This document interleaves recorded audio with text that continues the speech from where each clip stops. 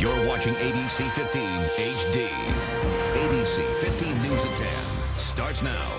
You trust them with your security, but there are growing complaints. Some Valley locksmiths are not worth that trust. Some grossly overcharge, and some even use phony local addresses just to get your business.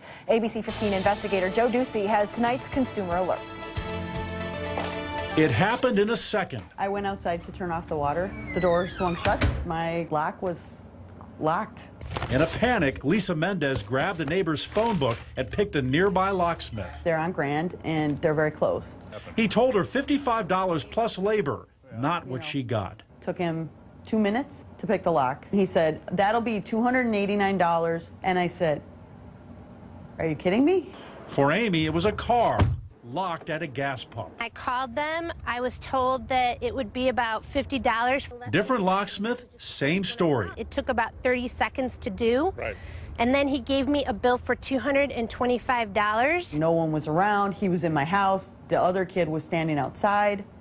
So I just paid him. The women drove to the supposed nearby locksmiths to protest, but neither could find them because the locksmith locations didn't exist. We're looking for 361 South Lindsay Road. You're with Mesa locksmith Robert Vallelonga. We're checking out a list of locksmith addresses close to his, taken from phone books and the internet. Massage, beer and wine, pawn, water zone, Windsor. No locksmith though, huh? No locksmith. We couldn't find one. Vallelonga is a member of the Associated Locksmiths of America and owns Acme Locksmith in Mesa. He says locksmiths using phony addresses are rampant in the valley. Many are out-of-state businesses, hiring local, mostly untrained people who oversell or even damage. We get 2 or 3 calls every day about somebody wanting us to come out and fix a problem. When he ran a Google search of locksmiths near his Mesa business, And everything that you see here that's blue turned out to be a phony location. he says 48 out of the 50 addresses were fake. They're overpopulating the internet site, so no matter what you search for, what address you put in and say, I need a locksmith at this location, they're always going to come up in the search results. It's been a nationwide concern. The Federal Trade Commission is warning consumers.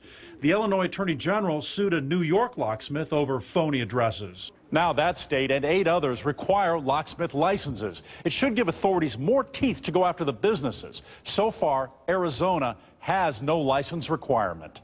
Ironically, while Amy was talking about her locksmith experience, she locked herself out again. $55 service call. We took the opportunity to call the same locksmith number Amy had called and watched as they arrived. That took you guys forever. Where are you located? Same company and phone number, but Amy says they're not the people who came out earlier, and they charged just $90, a far cry from the $225 last time. These guys say they're hired by an out-of-state business. Colorado? They just hire people locally? They hire me locally, and pretty much I'm self-contracted. We called the company and they hung up repeatedly. Do you really want to trust somebody that misleads you into believing they're the corner locksmith when in fact they're not?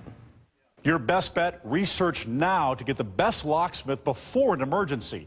Ask if they're a member of the Associated Locksmiths of America. Look for complaints online. Then check out their physical address to make sure they have one. I'm investigator Joe Ducey, ABC 15 News.